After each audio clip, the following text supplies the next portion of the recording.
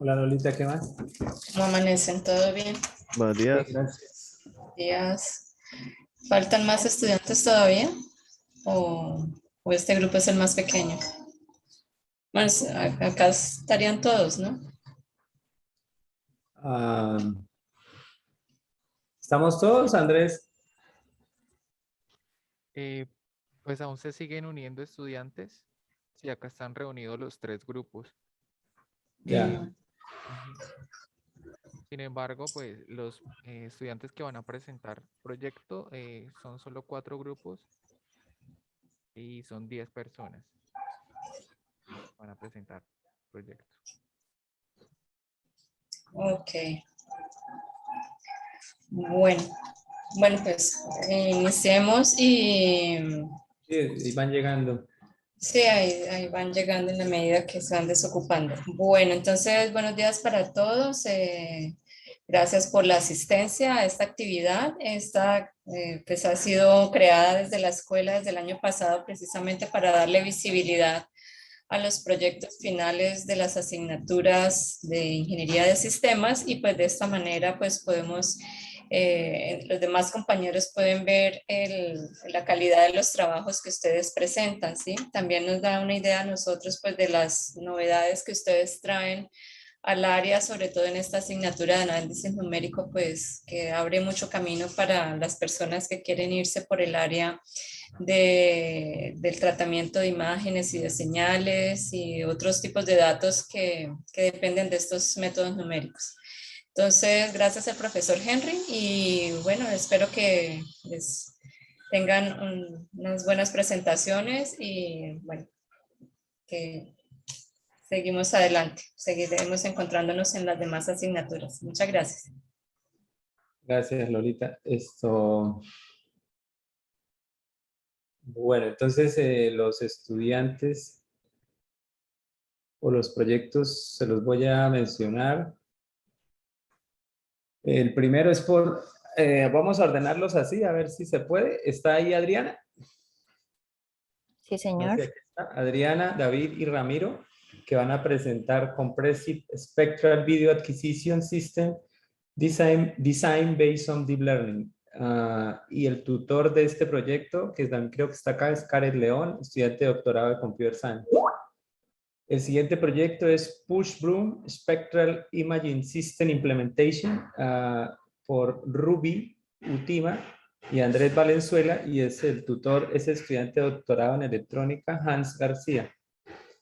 El tercer proyecto es SBM para la clasificación de granos de cacao según su estado de maduración por Edinson Gutiérrez y Julián García. Y el tutor es un estudiante, es un egresado de el doctorado en Computer Science, Jorge Vaca. Por último, UNet, Convolutional Neural Network for Image Segmentation, por Breiner Peña, Daniel Castellanos y Daniel Jaimes, y el tutor es un estudiante de doctorado en electrónica, Edwin Vargas. Entonces, si quieres, empezamos, Adriana. Listo, sí, señor.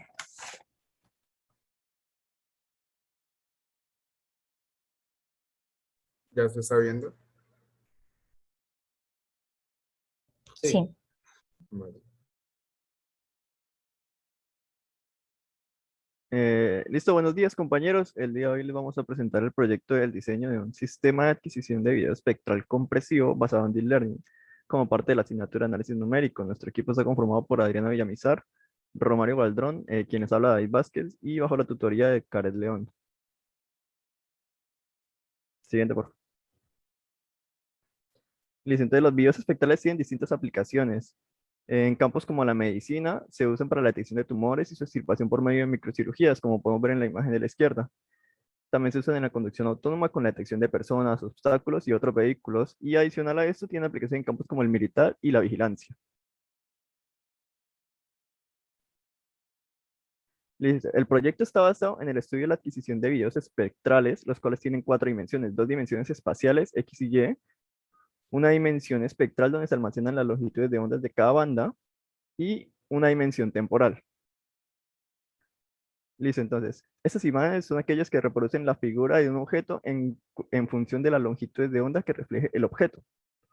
Y cada una de estas imágenes puede ser considerada un frame en lo que a la longitud temporal se refiere. A la izquierda tenemos un ejemplo de lo que sería un video espectral, pero en una sola de sus bandas espectrales. Y la idea pues es unificar todas las bandas espectrales para así obtener la figura. Listo, entonces para obtener este tipo de imágenes tenemos un sistema conocido como CCASI, que como sus siglas en inglés lo indican, es un generador de imágenes espectrales instantáneas de apertura codificada y a color. El proceso es el siguiente, lo podemos ver en la imagen de la izquierda, pues se toma un cubo de datos, que sería la realidad.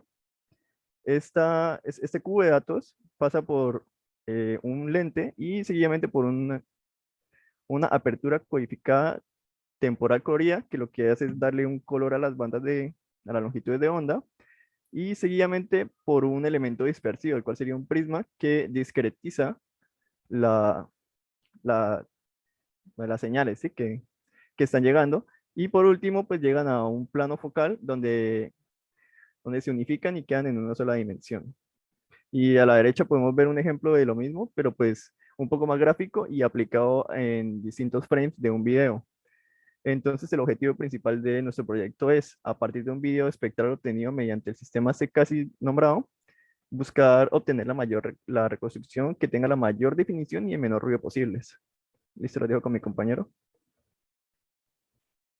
Vale, entonces la descripción matemática que representa este sistema de video CCASI se puede ver mediante la ecuación 1, donde se integran tanto la apertura codificada variable en el tiempo como la fuente dinámica de entrada y se representan por T y F respectivamente.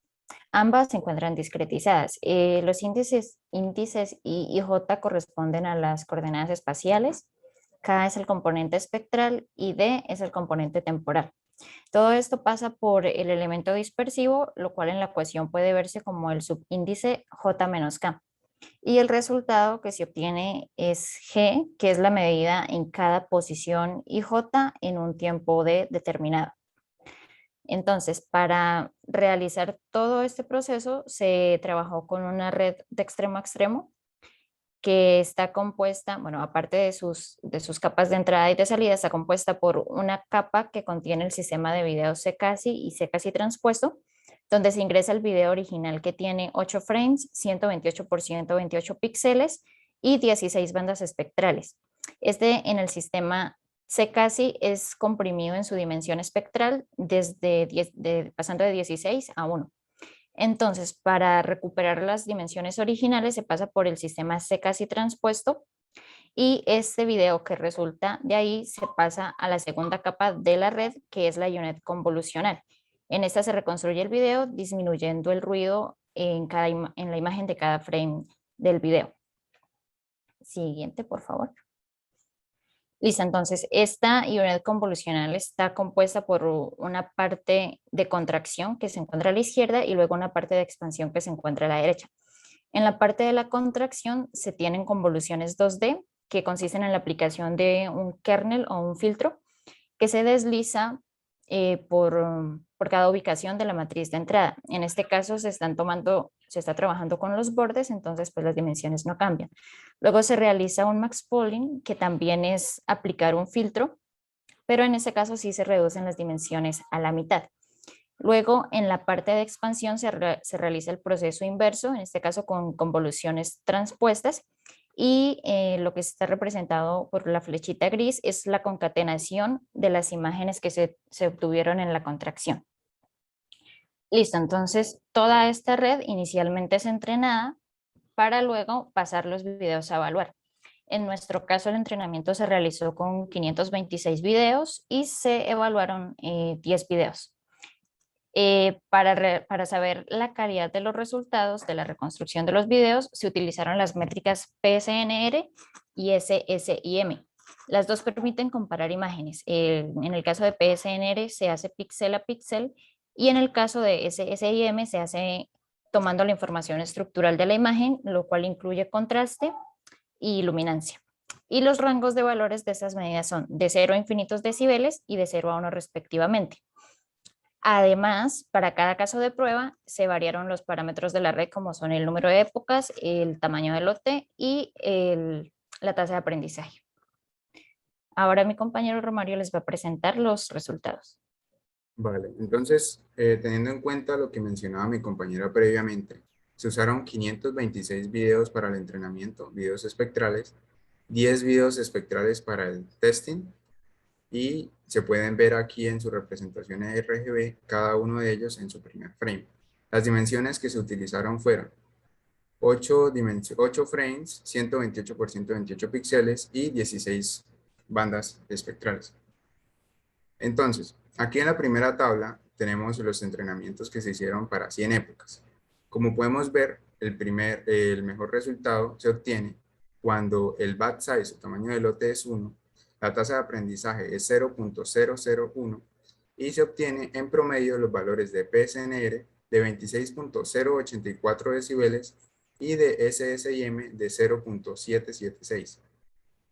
En la segunda tabla se realizaron entrenamientos con 500 épocas. Como podemos observar así en una primera mirada, no obtenemos el mejor valor de PSNR y el mejor valor de SSIM en los mismos casos, utilizando los mismos parámetros. Y ya para explicar cada uno de esos casos, entonces, el mejor PSNR se obtiene cuando se tiene un tamaño de lote de 24, un learning rate o tasa de aprendizaje de 0.001 y se obtiene dicho PSNR con un valor de 28.444. En el caso del mejor SSIM en promedio se obtuvo con un tamaño de lote de 1, un learning rate de 0.00025 y el valor del SSIM es de 0.852. Entonces, aquí en esta imagen podemos ver el primer video espectral que se usó para el testing, donde tenemos sus 8 frames. Primero en la parte en la parte original, que es como lo mejor posible. En la parte comprimida es lo que se obtiene después de aplicar la CCASI y la parte reconstruida es lo que se obtiene después de la UNET. Entonces, una comparación que se puede hacer es entre la original y la reconstruida. Entonces, se esperaba que para valores más altos de épocas, el PSNR y el SSIM tuvieran valores más altos también, si los otros parámetros permanecían igual. Pero como observamos en la tabla 1 y en la tabla 2, en la tabla 1 sí coincide el mejor PSNR y el mejor SSIM, pero en la tabla 2 no pasa esto, ya que se obtiene pues con diferentes parámetros. Entonces, para recapitular, en la tabla 1 con 100 épocas, cuando el tamaño del lote es 1 y la tasa de aprendizaje es 0.001, el PSNR y el SSIM tienen los valores más altos. En la tabla 2 con 500 épocas, el mejor resultado no es el esperado. O sea, esperaríamos que los mismos parámetros que se usaron para la tabla 1 con 100 épocas tuvieran mejores resultados en la tabla 2 con los mismos parámetros, pero no es el caso. Entonces se puede ver que se obtiene pues un SSIM en el mejor de los casos de 0.852 y un PSNR en el mejor de los casos de 28.444. Entonces se considera que el mejor caso en general es el que se obtuvo el mejor SSIM. ¿Por qué? Porque si consideramos lo que mencionaba la compañera Adriana, que el SSIM tiene un rango de valores de 0 a 1 y el PSNR tiene un rango de 0 a infinitos decibeles, entonces una pequeña variación en el SSIM es más significativa que una variación en el PSNR. Conclusiones. El enfoque de red de extremo a extremo simulado en este trabajo para diseñar un sistema de video espectral compresivo nos permite reconstruir un video espectral a partir de un conjunto de medidas comprimidas mientras se entrena la apertura codificada y la recuperación o recovery. A partir de los resultados, se observó que las reconstrucciones son mejores cuando la red se entrena con un número más alto de épocas. Una reconstrucción adecuada puede ser obtenida con 500 épocas o más. En este caso se trabajaron con 500 épocas debido a nuestra capacidad computacional. La métrica de medida del índice de similitud estructural o SSIM muestra el valor más alto cuando se establece un valor pequeño de tamaño de lote y un número alto de épocas.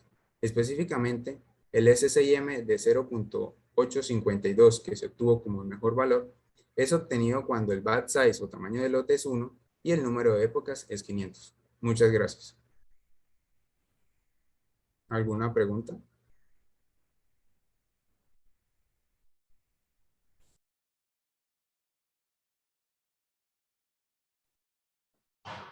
¿Alguien tiene alguna pregunta?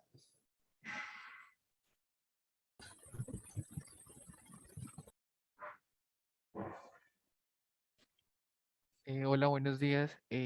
Yo tengo en particular una pregunta respecto al comportamiento que se describe en los resultados, que cuando cambiamos el número de épocas no tenemos, digamos, en el segundo experimento que se hizo, que el PSNR y el SIM no muestran el resultado esperado. ¿Tienen alguna idea de por qué está ocurriendo esto en los experimentos que presentan? Pues una de las conclusiones que tenemos es que como trabajo futuro y pues por la limitación de tiempo, podríamos haber realizado como más entrenamientos con los mismos parámetros. Entonces, para ver si en alguno de esos casos o en general se obtenían este mismo comportamiento. Y pues, como vemos, pues la diferencia no es mucha, pero igual es algo a considerar. Entonces, realmente para confirmar estos valores tendríamos que haber hecho como más entrenamientos y ver si no era un caso particular lo que sucedía acá, que por ejemplo en este último se obtuviera en otro entrenamiento con los mismos parámetros un valor más alto de SSIM que reemplazara al más alto que se obtuvo en el otro entrenamiento.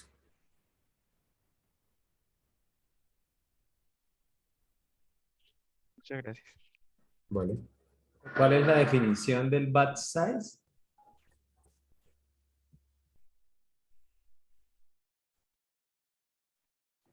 Es el número de datos o de ejemplos que se le están pasando a la red en cada época para que realice el entrenamiento.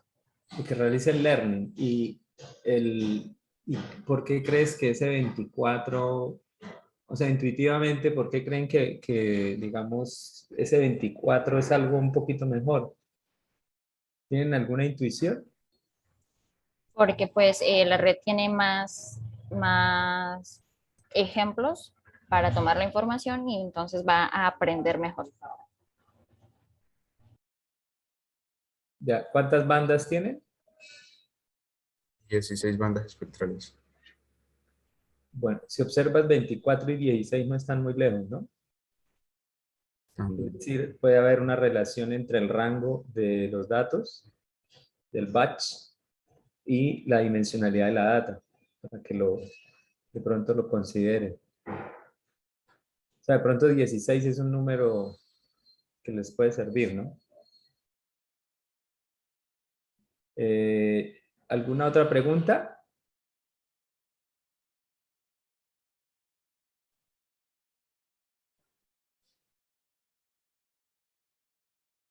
Sí, con respecto al costo computacional, ¿notaron algunas variaciones si cambian los parámetros, por ejemplo, del batch o del learning rate o del número de épocas? Por ejemplo, en cuanto a cuando se trabaja con un menor batch size, el, el costo computacional o el tiempo aumenta. En cambio, que si se trabaja con un valor más alto de batch size, disminuye. Por ejemplo, con el learning rate, si es menor, el tiempo de entrenamiento es mayor. Y pues en cuanto a las épocas, es directamente proporcional. Es decir, la mayor cantidad de épocas, mayor duración del entrenamiento. Vale.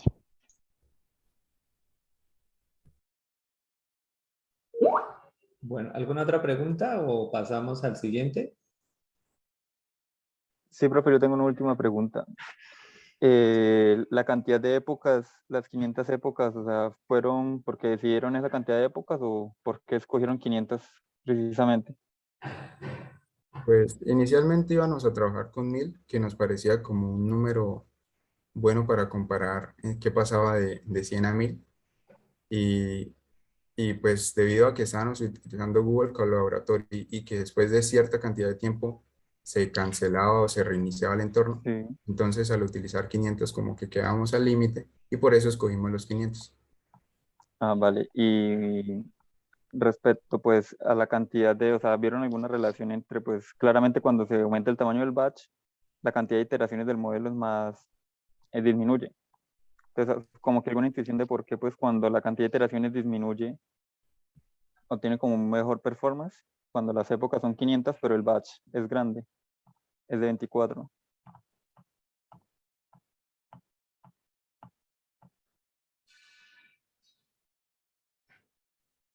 Qué pena, ¿me podría repetir la pregunta? Sí, o sea, por ejemplo, cuando utilizan un batch size de 1 o de 10, un batch size pequeño, el modelo se va a hacer más iteraciones, ¿sí? Para recorrer todo el conjunto de testing. Las 526 imágenes, va a ser más iteraciones. Cada vez que se hace una iteración se actualizan los pesos de la red, ¿sí? Entonces, como que notaron alguna relación, o bueno, ¿cuál es la intuición de por qué creen que cuando aumentan el tamaño del batch, o sea, menor cantidad de iteraciones, les da mejor? Yo creería que es porque al tener como más ejemplos o muestras por cada iteración, como que el cambio o la precisión que se genera después de esa iteración, ese entrenamiento, es mejor. Entonces, se obtiene mejores resultados a medida que se va haciendo los diferentes entrenamientos. O sea, si se hace un cambio es porque se hizo una buena reducción en la función de pérdida. Vale, gracias. Bueno, muchas gracias, Adriana, Jessy y me falta el Romario. Daniel, David. David. David. Listo, muchas Eh, gracias, profe. bueno, espero que les hubiera gustado esa temática, hubieran aprendido bastante. Entonces vamos a pasar a la siguiente, Ruby y Andrés.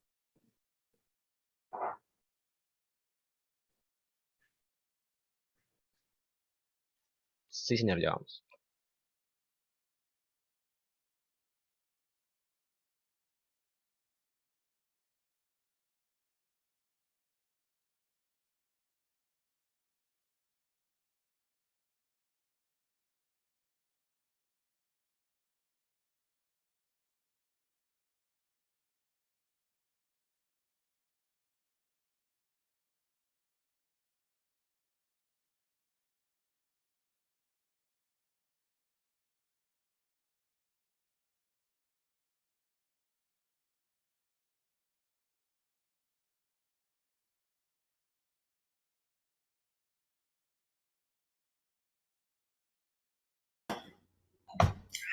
Bueno, muy buenos días. El día de hoy vamos a presentarles el proyecto titulado Pushroom Spectral Imaging System Implementation, que es pues un sistema, la implementación de un sistema Pushroom en imágenes espectrales.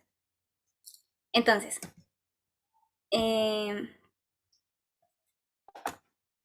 listo.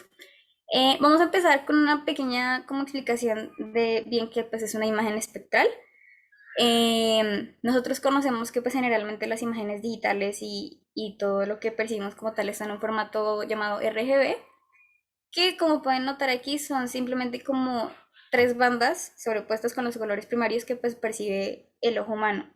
Entonces, cuando hablamos de imágenes espectrales, realmente hablamos de imágenes que tienen mucha más información.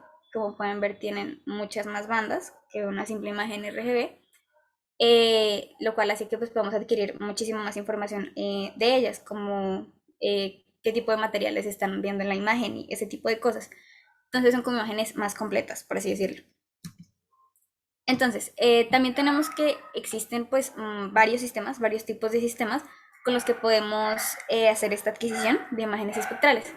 Aquí pues tenemos algunos ejemplos donde pues de los más simples que simplemente captan de a un píxel, a uno, el que vamos a trabajar hoy, que es el pushroom, que es un barrido de líneas. Entonces es el segundo que pueden ver acá, que toma como de una línea. O hay uno que toma toda la capa y también hay un sistema que toma pues como tal toda la imagen espectral de una, de por sí. Entonces, bueno, como les digo, hoy vamos a trabajar el pushroom, que es la que capta de a una línea. Entonces, el sistema pushroom es bastante sencillo. Como pueden ver en la imagen, está conformado simplemente pues por 3 lentes más o menos. Puede tener más o puede tener menos dependiendo pues de cómo se quiera montar. Tiene un slit, que es la ranura que hace que solamente deje pasar una línea de información de la imagen a la que queremos captarle pues la información. Y tiene un grating, que es como una clase de prisma, que lo que hace es ampliar esa información espectral para que se pueda capturar en la cámara. Entonces ahí pues se ve el diagrama, y aquí abajo pueden ver en una imagen cómo se ve el montaje en físico en un laboratorio. Tiene ahí sus partes exactamente igual. Entonces, esa parte. Aquí podemos ver un video que ahora les va a explicar mi compañero.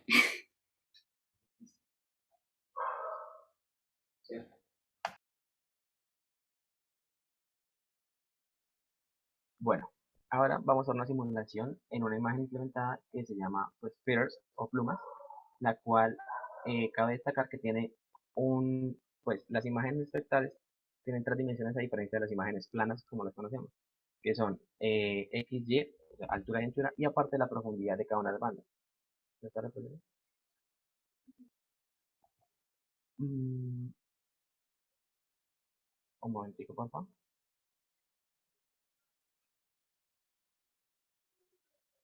Ok, para este caso, la imagen cuenta con un rango espacial de 512 por 512 píxeles y cuenta con un ancho de capas de 31 bandas espectrales. La idea es que el barrido lo que hace es recorrer, como lo están viendo en la simulación, una línea a la vez. Y a la derecha se está mostrando capa por capa el, pues, la huella espectral que deja cada una de estas líneas banda a banda. Siguiente, por favor.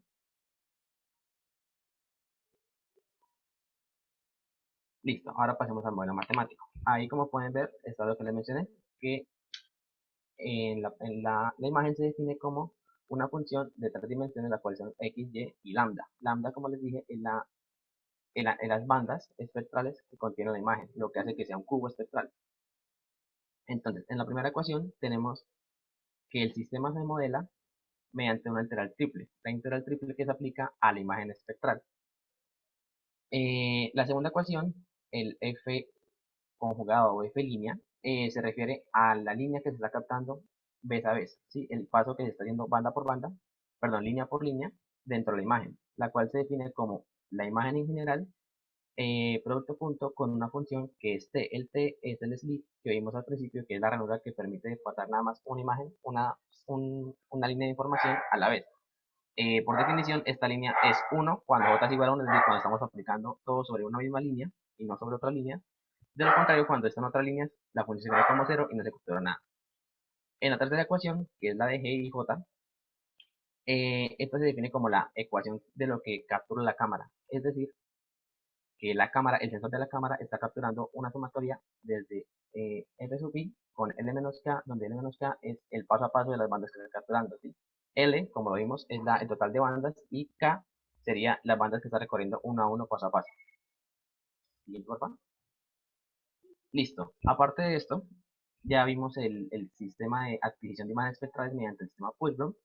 También implementamos algo que es un algoritmo de clasificación para imágenes espectrales. Lo que buscan estos algoritmos es identificar materiales mediante ciertas técnicas para determinar qué tipo de materiales respecto a la imagen. Me explico.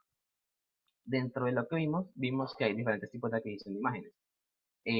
Cada una tiene una diferencia en cuanto a el área espectral o el área espacial, incluso el área temporal, son variables que se tienen en cuenta.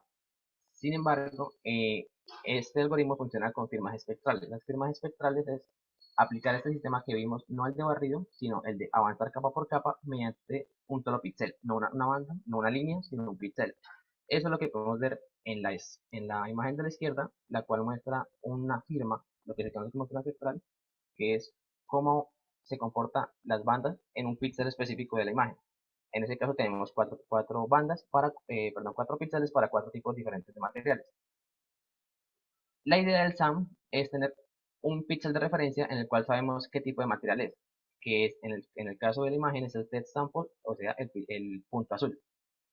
Ese vector, esa imagen, esa firma espectral se caracteriza mediante, o bueno, se pondera mediante un vector.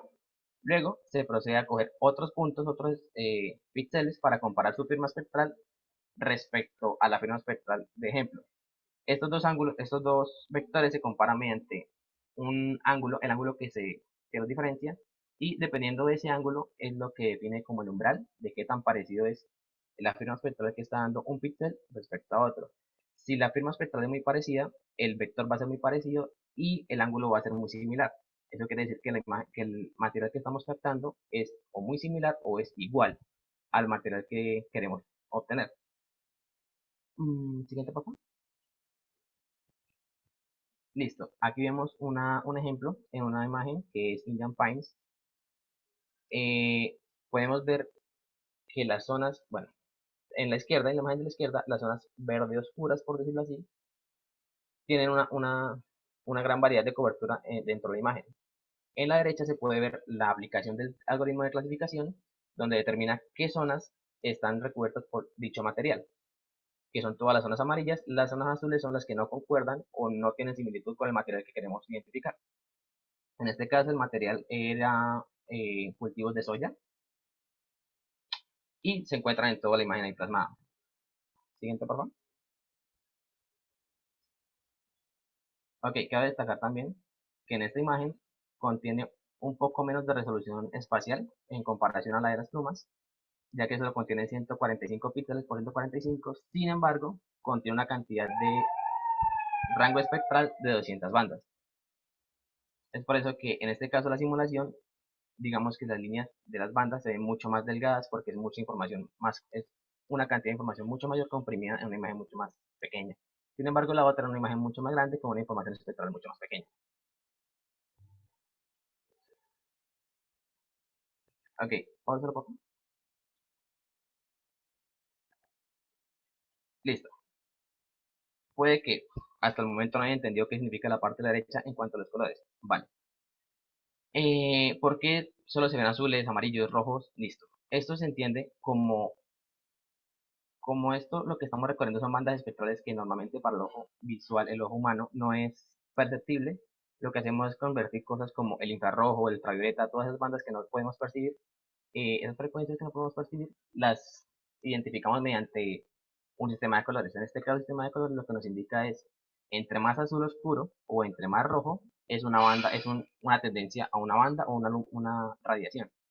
En el caso de lo azul son las bandas, los espectros para los cuales la luminiscencia es muy baja, como es el caso de colores oscuros, como es el caso del negro, o el rojo tiende a ser una reflectancia mucho más alta, como es el caso del blanco, los rojos intensos, amarillos, todo ese tipo de colores se representan mediante los rojos y los colores más oscuros dentro de la imagen, dentro del color natural o dentro de los espectros de las bandas, se representan en la simulación mediante los colores más oscuros.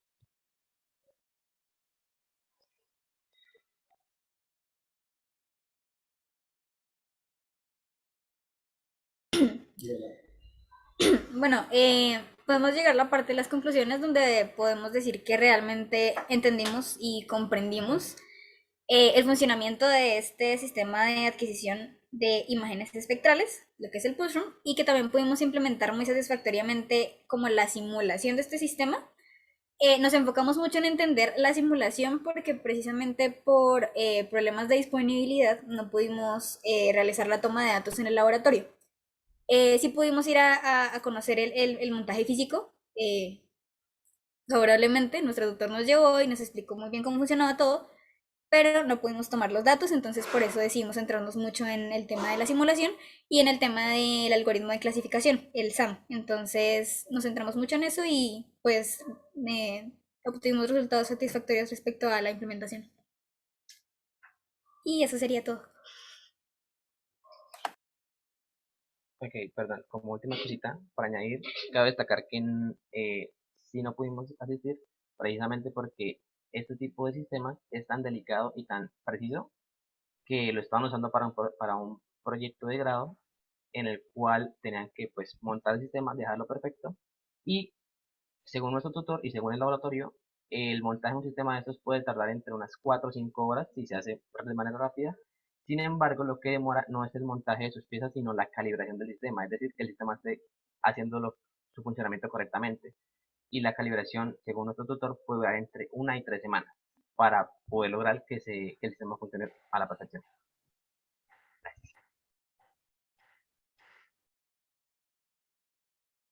Bueno, gracias Andrés y Ruby. ¿Tienen alguna pregunta, alguna curiosidad de este proyecto? Yo. Bueno, primero felicitarlos. Pues es muy chévere que se interesen también no solamente por la parte matemática, sino por la parte óptica y utilizar las herramientas que tiene la escuela para apoyar sus proyectos. Yo solamente tenía una duda que me quedó, las imágenes o los espectros que adquirieron, ¿en qué rango del espectro estaban? Es que cuando explicaste lo del mapeo de los colores, no entendí bien cómo, por ejemplo, qué onda, qué longitud de onda del espectro eran las que estaban trabajando.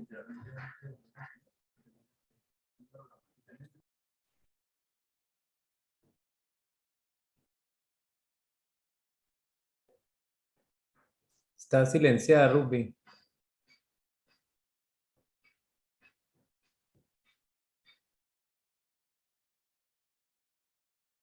Aló, ¿sí se escucha? Sí. Ok, respondiendo a tu pregunta, esta pues es una imagen adquirida mediante el grupo de inteligencia computacional de un grupo inglés, si no estoy mal. Ellos definieron que pues su adquisición cuenta con rangos desde los 0.4 nanómetros de longitud de onda hasta los 2.5 nanómetros. ¿Sí esa Ah, es la bueno, pregunta? gracias. Sí, Ok, exacto. vale. Gracias.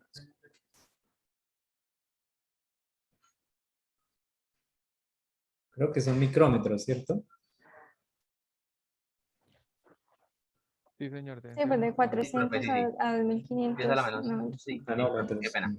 Correcto, qué pena ahí. Si no, sería un nuevo descubrimiento.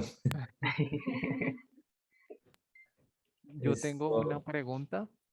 Es esto, ¿por qué seleccionaron este tipo de sistema para su estudio? O sea, el pushroom para la adquisición de medidas. Digamos, hay otros tipos de sistemas que nos permiten, digamos, mediante una sola instantánea adquirir toda la información espectral. O sea, ¿qué ventaja vieron de este sistema?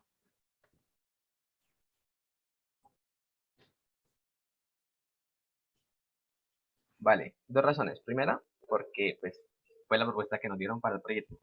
Segunda, precisamente porque este sistema, digamos que cada uno tiene sus características. Sí, claro, tú propones uno en el cual desde un solo snapshot, de una sola captura, se captura todo el tema espectral, todo el rango espectral. Sin embargo, al momento de para qué lo vas a utilizar, tienes que evaluar qué sistema te parece mejor. Me explico. En este caso, el sistema Pushroom es un sistema que está fijo en el sentido de que o tú mueves la escena para capturar línea a línea o tú mueves el sensor para capturar línea a línea, como es el caso de los satélites. Los satélites lo que hacen es estar fijos, entre comillas, orbitando, y lo que se mueve es la escena, que en este caso sería la Tierra.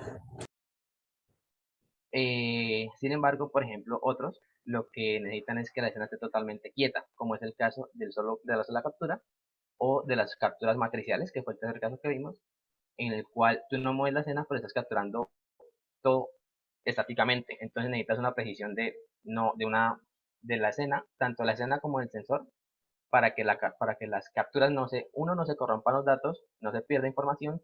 Y tercero, que si el montaje si no está bien montado, valga la redundancia, montado, pueden cruzarse los haz de luces, entonces puede fallar mucho. Entonces el punto de este sistema es que es de los más prácticos, de los más sencillos y los más útiles al momento de por lo menos capturar información de baja, ¿cómo decirlo? De no tan alta información espacial, pero con muy buena información espectral y lograr resultados muy satisfactorios o muy precisos, correctos, sin tanto margen de error como son los otros.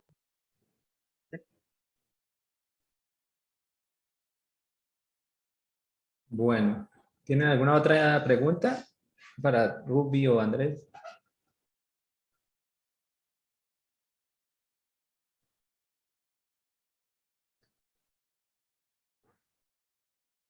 Bueno, entonces vamos a seguir con el siguiente proyecto, que está Edinson y Julián. Aló, sí, señor. Entonces voy a compartir.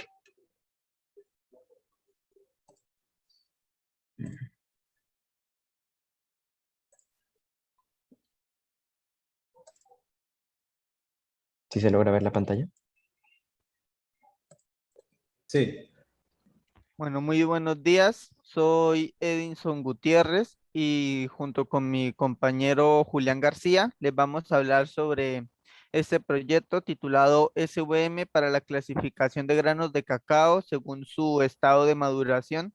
Nuestro tutor fue Jorge Vaca. Siguiente. Siguiente. Bueno, introducción. Los granos de cacao tienen una gran importancia económica. Simplemente son los granos, los granos son las semillas secas y completamente fermentadas del árbol de cacao. Debido a su composición química en estado crudo, son demandados por las industrias de confitería, estética y salud, y su precio depende de su calidad. El 68% de los granos de cacao se producen en África y en Latinoamérica se produce el 17%. Sin embargo, es en América Latina donde se produce el cacao más caro, que es conocido como cacao premium, que corresponde al 5% del cacao mundial. Los cultivos de esta materia prima han aumentado durante los últimos años, sin embargo, esto no ha sido suficiente para que se logre satisfacer la demanda mundial. Es por eso que la Organización Mundial del Cacao le ha sugerido a los países latinos que aumenten sus exportaciones de esta materia prima, pero para poder lograrlo es necesario que se implementen mejores métodos de clasificación que no sean invasivos y que sean más económicos y que demoren menos tiempo. Siguiente. Entonces, el proceso que nosotros sugerimos en este proyecto consiste primero que todo en hacer este montaje, donde se puede observar una escena de granos de cacao con fondo negro que son iluminados por una fuente de luz halógena que puede descomponerse en sus longitudes de onda desde 350 hasta 950 nanómetros en paso de a 2 nanómetros, y está el sensor que detecta la intensidad de la luz esto que reflejan los granos de cacao. Estos granos fueron cosechados en una finca que queda en Río Negro. En total se recolectaron 90 granos de cacao. Estos fueron analizados en el laboratorio de óptica a una humedad del 60% y una temperatura de 23 grados Celsius. Acá en la diapositiva se pueden observar 6 de las 301 bandas espectrales captadas. Cabe aclarar que se utilizaron 90 granos de cacao y cada grano de cacao se dividió en 300 superpíxeles, de los cuales el 15% se utilizó para entrenar la muestra. El primer paso que se hizo fue obtener precisamente las imágenes y después se utilizó una máscara binaria para concentrarnos solamente en los píxeles de interés, es decir, retirar el fondo negro.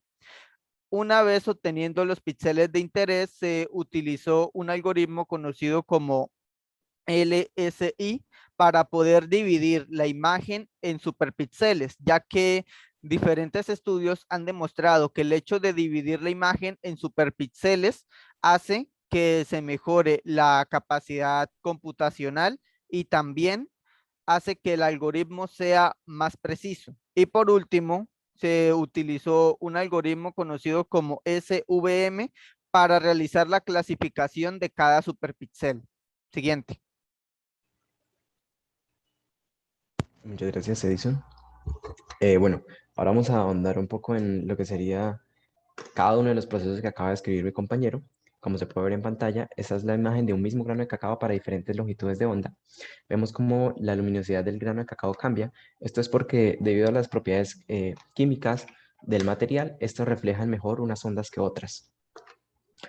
Entonces, el primer paso en el análisis de esto fue separar las imágenes, porque cada imagen se correspondía pues con 6 granos de cacao. Entonces lo que se hizo fue separar los granos de cacao de manera individual para hacer un análisis individual. Entonces acá vemos cómo esto es un ejemplo de un solo grano de cacao al cual se le aplicaron diferentes tipos de algoritmos para hacer un threshold y así generar una máscara binaria. El objetivo de una máscara binaria es simplemente tomar los píxeles que son de utilidad a la hora de realizar los cálculos. Por eso se descarta el fondo. Entonces acá vemos ya la imagen de arriba de los 6 granos de cacao con su máscara de binaria aplicada. Esto sería los mismos granos de cacao, sin embargo, ya transformados en superpíxeles. Vemos como estos son más grandes que los píxeles normales y tienen forma irregular. Como mi compañero mencionaba anteriormente que los superpíxeles, perdón, son especialmente buenos para el cálculo computacional. Esto es porque, primero que todo, agrupan un número de píxeles, por lo que no se tiene que analizar la totalidad de píxeles. Y segundo, brindan un contexto de la imagen, porque cada superpíxel se compone de píxeles similares. Bien, los resultados. Antes de pasar a los resultados, mi compañero mencionaba que se analizaron 300 bandas, se tomaron 300 bandas con una cámara hiperespectral de longitudes de onda desde 350 hasta 950 nanómetros. Sin embargo, para aplicar el algoritmo, para aplicar el algoritmo necesario para los superpíxeles, solo se tomaron 3 longitudes de banda correspondientes a los colores de rojo, verde y azul. Bien, resultados. Se logró clasificar correctamente la totalidad de las muestras usando simplemente un 15% de los datos recolectados. Además, se observó cómo el porcentaje de acierto de la red es proporcional a la cantidad de datos usados. Gracias a que se hizo un mapeo completo del grano de cacao, se pudo estimar el porcentaje de cada clase dentro del grano. Es decir, se pudo conocer el porcentaje de fermentación asociado a cada grano. Por ejemplo, determinado grano está 70% bien fermentado, 10% sobrefermentado y 20% subfermentado. La solución propuesta promete ser la mejor en todo sentido a los métodos convencionales, usados para determinar el estado de fermentación de cada grano, que son mucho más invasivos. El nuevo método es mucho más rápido, mucho más sencillo y aún así muy confiable. También determinar el estado de maduración es simplemente la puerta de entrada para una tecnología con mucho potencial en el mundo agrícola. El método que se presentó hoy propone una tecnología capaz de clasificar granos de cacao según su estado de fermentación. Como es de esperarse, la eficacia del algoritmo sobre un conjunto de datos es proporcional a la cantidad de muestras usadas con la que se entrena el sistema. Se estima que el punto óptimo de entrenamiento corresponde a la información asociada a 12 granos con una precisión superior al 90%. El método implementado también supone una solución al problema de determinar la homogeneidad de un grano de cacao, en tanto se puede obtener un porcentaje asociado a cada estado de fermentación por grano. Esto último es necesario para regulaciones internacionales a la hora de exportar los granos de cacao. Muchas gracias. ¿Alguna pregunta? ¿Tienen alguna pregunta? Creo que en el chat hay una pregunta. ¿Por qué escogieron solo esas 3 bandas y no usaron un algoritmo de reducción dimensional para esa tarea? Ok, bueno, realmente lo que se escogieron esas 3 bandas porque, digamos, la manera en que se implementa el algoritmo para superpíxeles viene para 5 dimensiones. O sea, la información existente acerca de ese algoritmo, el que se usó, es para 5 dimensiones, usando 3 dimensiones asociadas al color y 2 dimensiones asociadas a la posición. Es básicamente por eso que se usaron esas 3 bandas. Ya existe mucha información al respecto.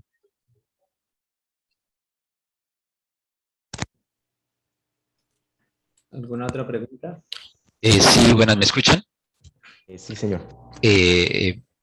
Buena presentación. Una pregunta respecto a la información espectral. ¿Pudieron determinar cuál región les brinda más información para esta tarea? Me refiero, ¿consideran que la parte visible les da más información o la parte espectral? Como realmente solo se analizaron las 3 bandas correspondientes a los colores rojo, verde y azul, pues toda la información está dentro del rango de luz visible. Por lo cual, si yo te dijera que o sea, cierto rango de bandas es mejor que otros, estarían los datos sesgados, porque no se analizó la totalidad de información.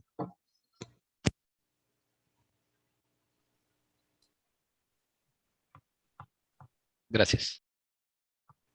Caret. Hola, ¿sí se me escucha? Sí, señora. Ustedes dijeron que usaron el Super Virtual Machine, ¿verdad? Para hacer la clasificación. En ese caso, ¿hicieron algún análisis de qué kernel daba mejor? Si, por ejemplo, el gaussiano o kernel lineal, ¿hicieron algún análisis sobre eso? ¿O qué tipo de kernel usaron para hacer la clasificación? No, realmente no se hizo comparación entre los diferentes kernels, y si mal no estoy, creo que se usó el kernel gaussiano. Vale, gracias. John. Respecto a la cantidad de superpíxeles, o sea, ¿qué cantidad de superpíxeles usaron para segmentar las imágenes? Por Cada cada grano se dividió en 300 superpíxeles. O sea, el grano o la imagen en total. Es que como tal se analizó grano de manera individual. Acá se muestran los 6 dale. granos, sin embargo, es para que se aprecien mejor los diferentes granos, porque a la hora de entrenar la máquina se hizo de manera individual por cada grano. Listo. Entonces, bueno, ¿y por qué 300? O sea, ¿hicieron un análisis o solamente como que fue el que vieron como que mejor les dio? Es también relacionado con la potencia computacional, ¿sí?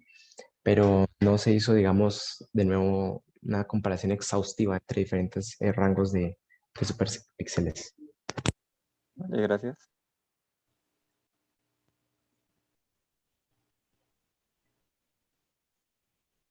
Por. Hola, sí, tenía una pregunta un poquito más a lo que decían de la parte computacional, el costo, digamos, lo evaluaron o cómo ven en términos de rendimiento, por decir, los parámetros que están relacionados con la cantidad, tamaños, ya sea de los superpíxeles o de las imágenes, es decir, ¿qué tanto impacta eso con el costo computacional en algunos experimentos que ustedes pudieron hacer?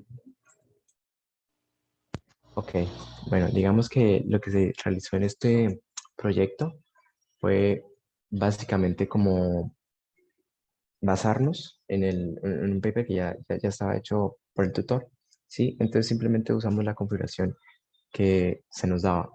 No hicimos muchas comparaciones en ese sentido del costo computacional, ¿sí? Y pues sí, por lo mismo a la hora o sea, de máquinas de redes neuronales, el costo computacional viene sobre todo es a la hora de entrenarla. Ya después cuando se usa, pues no es significativo.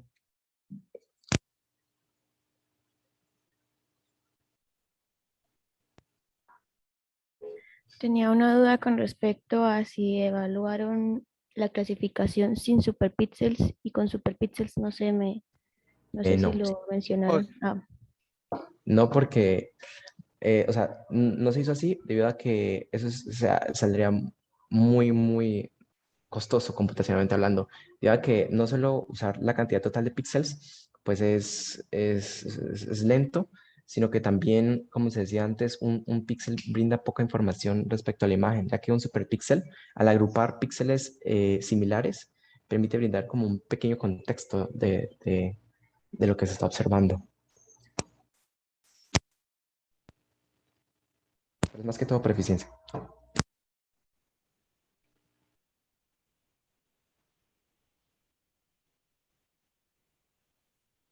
¿Alguna otra duda? Bueno, gracias yo creo que podemos parar ahí. Gracias a Enson y a Julián por la presentación. Y vamos a terminar entonces con Brainer, Daniel y Daniel, sobre un proyecto de segmentación.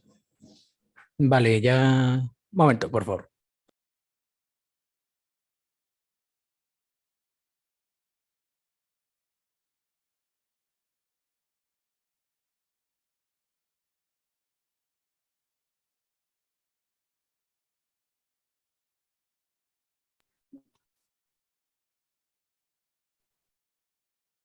Eh, Vale, nuestro proyecto, o sea, para completar, lleva un enfoque que es detrás el enfoque detrás del desarrollo del proyecto, que dicho enfoque es la visión por computador.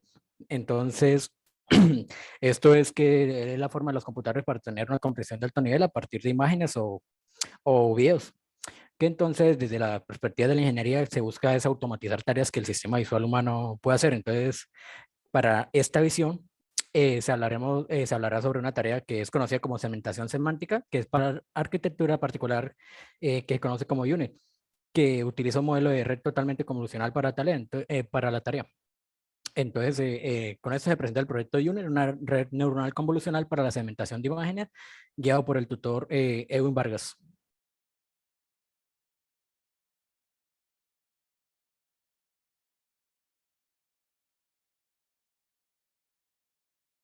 ¿Sí se oye el video? No. No se escucha. No, no.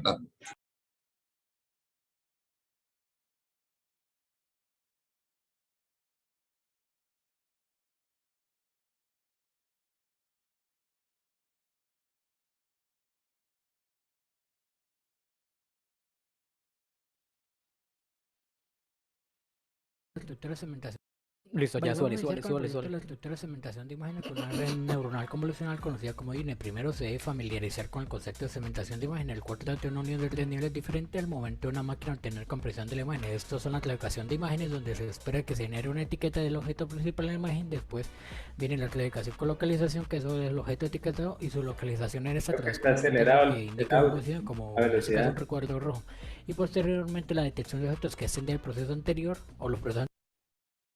No, sí se habla un poquito, solo que para que intentara casi todo el tema Más de un entrar. objeto presente en la imagen. Pero más adelante se Segmentación pone de lentico imágenes, clasificar, cuando alcanza uno. cada píxel de la imagen con una clase en particular. Entonces el módulo de UNIT presenta la siguiente estructura para llevar a cabo dicho proceso, donde hay operaciones. Daniel, coloque lo normal que- importante. La primera operación es la que se conoce como convolución, en palabras simples. Esta es la realización de una operación matricial a través de un filtro comúnmente tamaño 3x a la matriz de píxeles de la imagen de entrada a procesar. Después viene la operación conocida como mask pooling, que es en términos simples analizar un campo receptivo de una matriz, ya sea resultado en una convolución, y tomar el píxel de máximo valor presente en esta región para obtener un mapa de entidades agrupadas. Pero esto provoca que obtengamos el que está presente en la imagen y perdamos la información de dónde está presente, llevando de un volumen de alta resolución a baja resolución.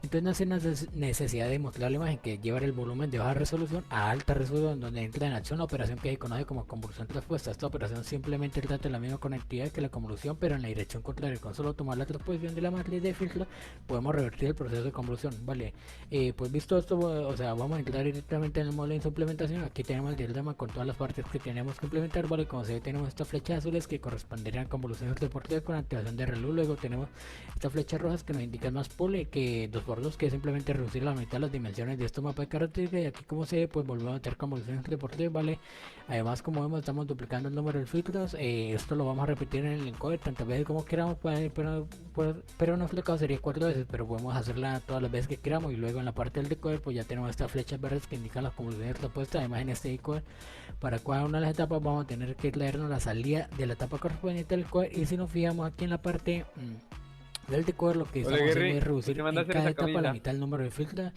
que en el core lo que hacemos es ir doblando este número de filtros, y aquí sin embargo lo que vamos reduciendo a la mitad. Y luego por último, aquí la salida de todas, vale, una capa muy importante, que como vemos tenemos de una convolución 1x1 y una función de activación Sigmund. Vale, esto es importante porque al final es la capa responsable de darnos la salida de la máscara de prehecha de segmentación, que está con que esta convolución uno por uno vale, lo único que va a hacer es ir bajando píxel por píxel de la imagen, combinando todos los canales que tenemos, el número de canales que nosotros le digamos, ¿vale? Y la salida lo que vamos a hacer, lo que vamos a tener es un mapa de características que va a tener el mismo tamaño que la imagen original, como se ve ya directamente, vamos a poder comparar estos dos resultados y optimizarnos la red para que obviamente se parezcan. Bueno, para entrenar nuestra red neuronal nos apoyaremos en un dataset, el cual tiene imágenes cerebrales con su respectivo mapa de segmentación a escala de blanco y grises. Entonces acá lo que haremos será importar las imágenes y tratarlas, y aquí lo que haremos con ayuda de la función Matploid será mostrarla. Esta primera imagen será la que recibirá nuestra red neuronal y nos dará esto como salida. Y esta tercera imagen hace referencia a las dos imágenes superpuestas. Pasando a la implementación de nuestra red neuronal, podemos encontrarnos acá el apartado de los filtros.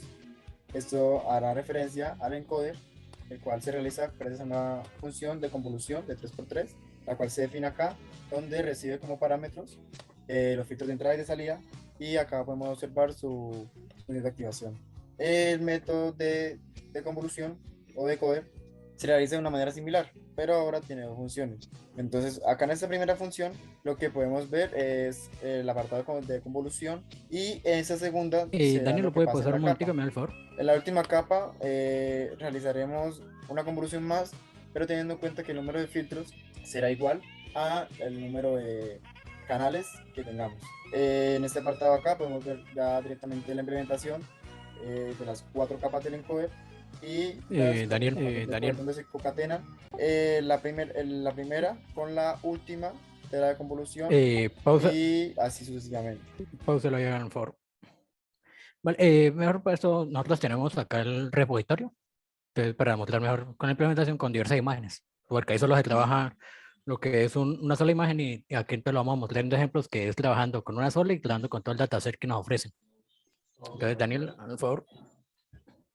Como primero con el de la aplicación con una sola imagen. Listo, entonces voy a proceder a hacer la muestra de ya la implementación del proyecto como tal. Ya aquí pues mi compañero en el video puede explicar cómo implementamos el código, y ahora pues vamos a hacer la prueba. Aquí es para probar solamente, o sea, entrenar a la red solo con una imagen de muestra de todo el dataset, o sea, solamente se va a utilizar una imagen.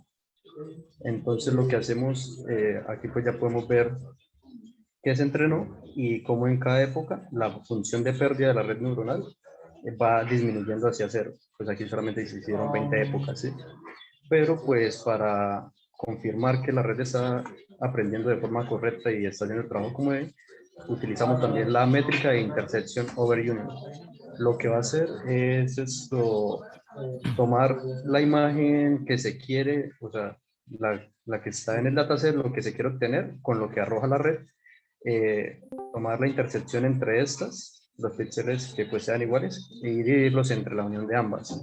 Y pues obviamente si este resultado es 1, quiere decir que las imágenes son prácticamente idénticas, y si pues es 0, pues lo contrario, ¿vale? Entonces aquí ya podemos entrenar a la red nuevamente implementando esta métrica, y vemos aquí para 200 épocas. Entonces aumentamos el número de épocas y vemos cómo la función de pérdida disminuye y el intersection over union va aumentando. ¿Sí? Entonces bajamos aquí rápidamente y vamos viendo cómo va tendiendo a 0 y esto va tendiendo a 1. Y ya pues aquí podemos hacer predicciones para cualquier imagen del dataset. Por ejemplo, aquí vamos a cargar, cabe resaltar que esta se entrenó con la imagen número 0, la posición número 0 del todo el dataset, ¿sí? Entonces vamos a hacer la predicción, por ejemplo, para la imagen número 10.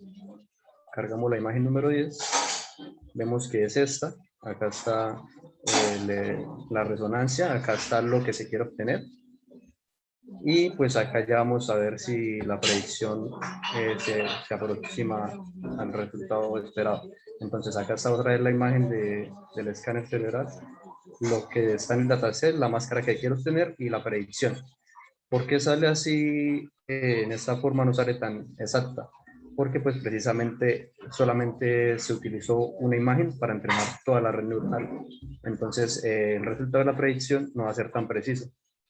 Creo que sí se entrenó con la imagen 0, entonces si cargamos la imagen 0, Vamos a cargarla acá. Y vamos a hacer la predicción para la imagen 0. Entonces, como se entrenó con esa imagen, podemos ver que si ingresamos esa imagen, prácticamente va a arrojar lo que se busca, ¿sí? Muy parecido. Entonces ya mi compañero Daniel va a mostrar la implementación, pero ya con la red neuronal entrenada con todo, prácticamente todo el dataset. Vale. Aquí como o sea, el dataset que nos ofrecen son de resonancias magnéticas. En la se usaron librerías, por ejemplo, como Pandas, que es la librería de Python que se utiliza para manipular datos y hacer los análisis de forma sencilla. Que esto fue para poder traer de las imágenes del dataset directamente a Python para facilitar su proceso y extraer su imagen requería para un script. También se trabajó con PyTorch, que esta es en la librería que se utiliza para los temas relacionados con el Deep Learning, que en esta librería lo que crea son los modelos que he hecho desde el Data Automation, ¿cómo decirlo? El preprocesado, se realiza el entrenamiento, que también ayuda bastante a la hora de analizar el rendimiento, ya que otras librerías de las que se puede utilizar funcionan directamente sobre PyTorch. Entonces aquí voy a mostrar la implementación con todo el dataset. Eso, ya aquí lo que se carga con este apartado, lo que se hace es cargar todo el dataset y entonces, por ejemplo, la imagen, cualquier otra, digamos, cargo en este ejemplo, bueno, la imagen 0 que había dejado mi compañero anteriormente, pues da lo mismo que él, pero digamos en otro caso, que entonces, digamos, la imagen que está en la posición 11, que es esta predicción que nos ofrece el dataset ya de paso etiquetado, que es a la que tenemos que llegar. Entonces, si le damos, entonces nos podemos dar de cuenta que sí funciona a la perfección, casi a la perfección con otras imágenes. Daniel, pruébela también con la imagen 10, la que yo utilicé, que Vale. aparecía así como un poco distorsionada. Vale, acá está. Y aquí encuentra, esta es la predicción a la que nos ofrece el dataset y la que nos ofrece la red. El proyecto, la segmentación de imágenes para la detención de materia gris y blanca, que por ejemplo, el funcionamiento en esto es cuando el análisis de la materia gris y blanca en la biomédica nos sirve mucho como en casos para la detención de Alzheimer, para detención de Alzheimer temprano, puede ser también usada para tumores, para detención de tumores y entre muchas otras enfermedades. No solo la segmentación semántica, es el caso que fue aplicado para la biomédica, pero no solo es para el área de la biomédica, tiene un área demasiado amplia, o sea, esto tiene un área demasiado amplia, por ejemplo, la segmentación semántica, ya saliendo del proyecto en sí un poquito, la segmentación semántica se puede aplicar, digamos, para la conducción autónoma de los vehículos autónomos, que los casos, un caso grande es, por ejemplo, los vehículos de Tesla, que manejan solo es posible, o sea, puede ser posible, lo que hacen es segmentar el campo que van viendo en vivo. Y lo que hacen es, funciona también para la ergonomía, funciona para la ergonomía, y es que el área, o sea, en la física, matemática, en la ingeniería, tiene un campo muy extenso la aplicación de la segmentación semántica.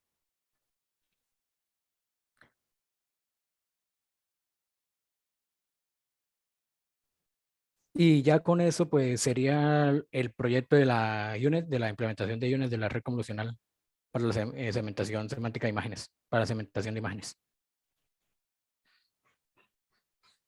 Bueno, no sé si tengan alguna pregunta.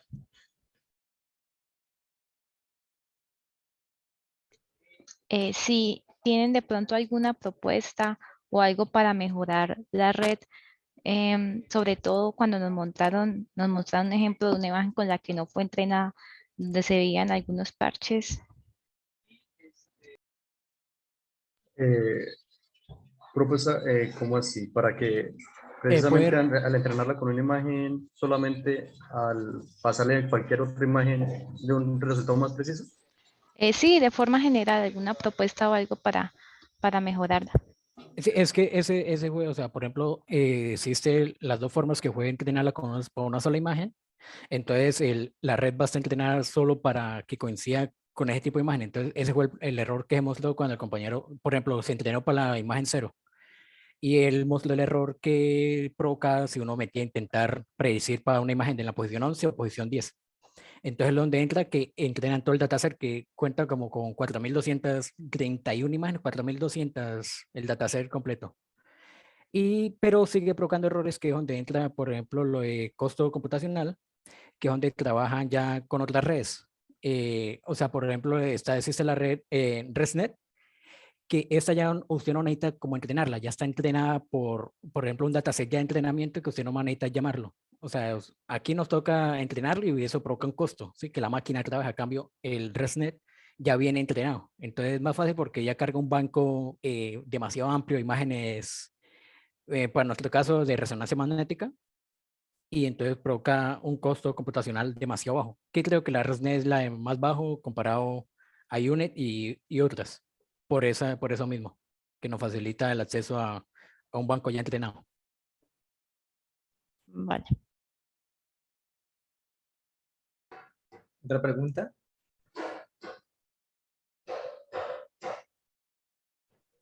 Yo tengo una pregunta respecto al conjunto de datos. ¿Por qué seleccionaron un conjunto de datos de imágenes médicas y no abordaron, por ejemplo, otro conjunto de datos? Y también el número de imágenes que utilizaron para el entrenamiento, el test, y por qué hicieron esa división. Eso, pues el proyecto como tal se nos pasó indicando que imágenes biomédicas. Y entonces también el dataset es muy fácil de encontrar en la red. Y por eso también nos facilitó hacer uso de estas imágenes. Pero pues obviamente se puede utilizar cualquier otro dataset para clasificar cualquier otro tipo de imágenes. Por ejemplo, esta red tiene esa flexibilidad, por así decirlo. Entonces, o sea, si uno quisiera, por ejemplo, acá voy a compartir el código del repositorio. Entonces, acá prácticamente, bueno, acá le pasamos el dataset, ¿sí? Y acá lo que hacemos es como acomodar las imágenes para el formato que necesita la red. Entonces aquí se le pasan imágenes, las imágenes que son biomédicas, pero ¿qué pasa? Como es segmentación, acá solamente tenemos dos tipos que queremos segmentar, la materia gris y la materia blanca. Y pues entonces eso prácticamente serían las clases que hay, ¿sí? Aparte del fondo de la imagen, que es lo que no importa, ¿no? Entonces estamos utilizando 3 clases solamente. El fondo, la materia gris y la materia blanca. Entonces a cada píxel le vamos a asignar una clase con lo que sería esto, el one hot coin, ¿sí? Que solamente pues, va a ser un tensor que va a tener estos tres canales, por así decirlo. Y ya si quisiéramos clasificar una imagen, por ejemplo, que detecte humanos, vehículos, árboles, y pues no sé, cualquier otra cosa que requiera, por ejemplo, bueno, ahí ya van tres clases, por ejemplo, una cuarta, bicicletas. Entonces lo que vamos a hacer es aumentar el one hot encoding y pues asignarle Y ya está, el Romario. Asignarle a cada píxel de la imagen una clase, ¿sí? Pues, esa es la flexibilidad de esta red. O sea, aquí en sí pudiéramos entrenarla o utilizarla para segmentar las imágenes que deseamos. Solamente es esto lo que le digo, cambiar lo que sería las clases, poner más clases, si así se quiere, y ya. Y pues normalizar las imágenes para que pueda hacer todo el proceso. Gracias, Karen. Hola chicos, gracias por la presentación. Me queda la duda si ustedes, por ejemplo, evaluaron en la red el tamaño del filtro, ¿sí? La profundidad de la red, si hicieron variaciones para ver qué tanto afecta en el resultado esperado, o el resultado, ¿cómo es? Sí, esperado, qué tanto afecta en ese resultado. Pues a la verdad lo que hicimos fue guiarnos por este modelo tal cual.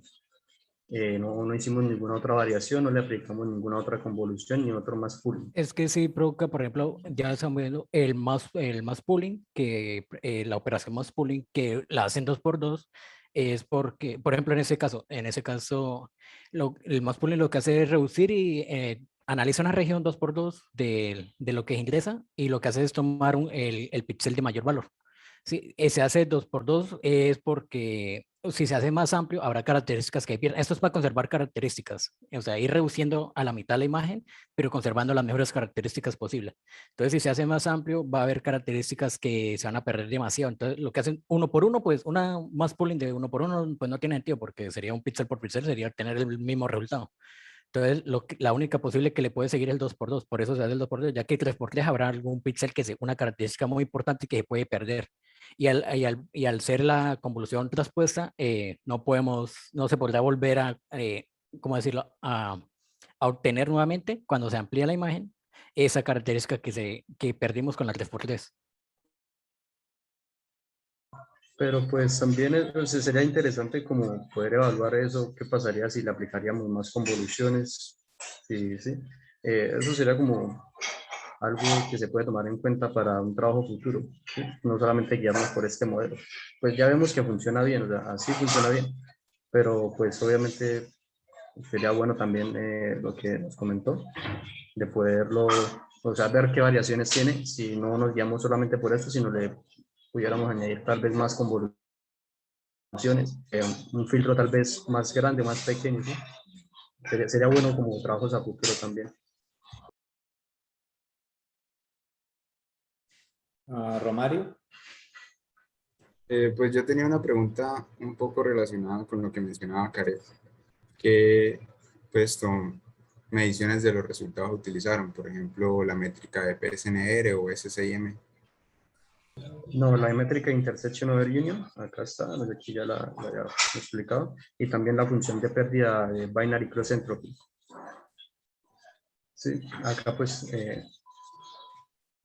lo que va a hacer es esto, comparar los valores de la salida de la red neuronal con los que se obtiene de la máscara del dataset, y pues dependiendo de lo que arroje, va a aplicar lo que sería como a la red, bueno, le va a decir a la red qué tan alejada está del resultado que se espera. Entonces esa sería la función de pérdida, ¿sí? Y pues acá el intersection over union es la métrica que se utilizó.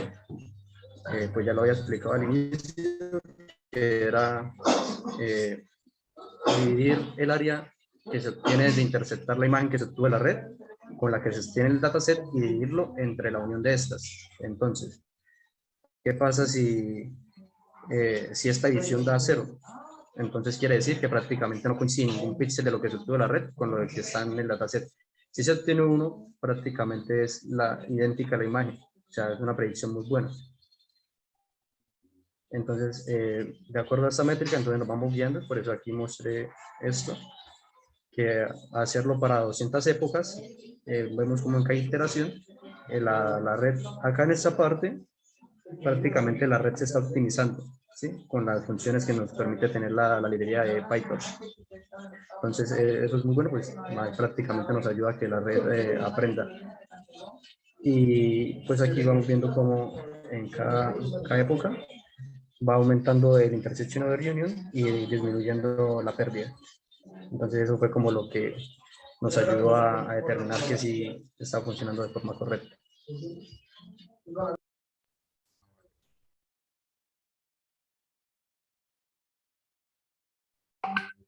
Paul. Muy buena explicación de la red. Quería dos cositas sobre la red. ¿Será que puedo poner la imagen, por favor? De la imagen del esquema de la red. Sí, la UNet. La estructura. Está arriba, Daniel. Eran dos como curiosidades que me quedaron. La primera era, no sé si de pronto no lo escuché bien, pero la primera era el exponente que tiene después de cada número ese exponente hace referencia a alguna propiedad de la red o algo así. Y la segunda es Esto es, por ejemplo, 64 lados. Sí, sí, sí. Esto es como el tamaño de la imagen, de 64 píxeles por 64 píxeles. Prácticamente están manejando imágenes cuadradas. Ah, ya. Ah, bueno, listo. Bueno, pero sí, es que no había esta nomenclatura. Normalmente sí, como estamos hablando de tamaño, o sea, ese es el tamaño de la matriz, ¿no? Como estamos hablando del tamaño de la matriz, sí, normalmente pues se pone así 128 por 128, entonces sí tenía esa duda. Listo, vale, gracias. Eh, y la segunda es, si usted se fija, hay una operación que se llama copy, que lleva información del decoder al encoder, ¿no? Entonces, esa operación, bueno, la copia, pero después de copiarla, una vez la pone en la parte derecha, ¿qué hace? ¿Se concatena o la suma? O sea, tienen como, ¿recuerdan más o menos qué hace eso en el código o algo así? Sí, ¿podría bajar un momento la implementación?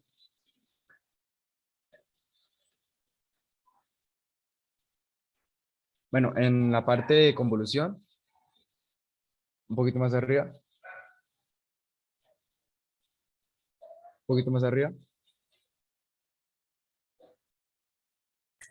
Aquí en la parte de Las convolución. concatenas, sí. Ya la vi. Ahí está la parte de concatenación. Quizás en el video no se ve un poco, no se ve tan. Ahí en la parte de X, torch, igual, Sí, punto, cat. ahí las concatena.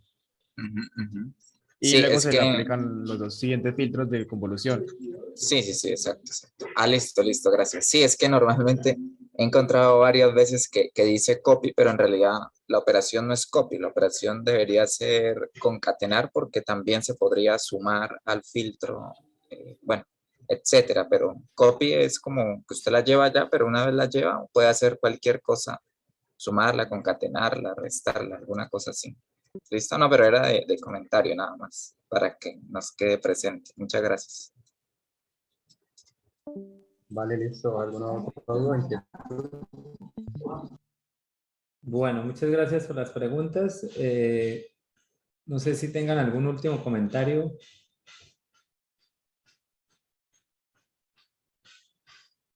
No, bueno, los proyectos entonces con esto se terminan. Muchas gracias a todos, tanto los tutores, que algunos no están acá, pero que muchas gracias a Caret, a Edwin, Vaca y Hans.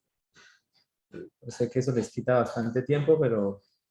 Y a los estudiantes espero que les hubieran gustado los proyectos, ¿no? Que hubieran aprendido bastante de esa experiencia.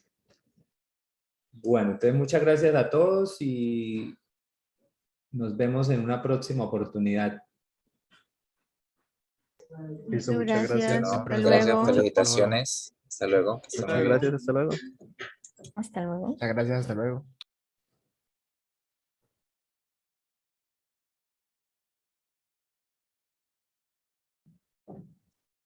Chao, Ruby.